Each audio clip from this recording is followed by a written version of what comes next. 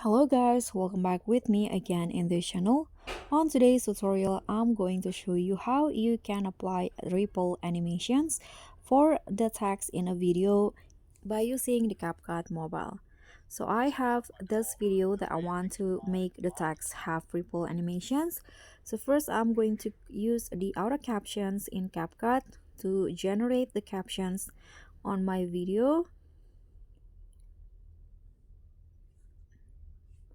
Okay, so here is the caption, and I'm going to change the style first before adding the animation. I'm going to change the font. Here I'm going to use this Poppins font, and after that just click on animation. Here click on the captions option and find the ripple animation. So here I'm going to use the ripple 2. Click on that and make sure that it applies to all of the outer caption. Now just click on a check icon. So this will be the result. That's all for me. Thank you so much for watching. Don't forget to like, comment and subscribe. Also click on the thanks. Bye.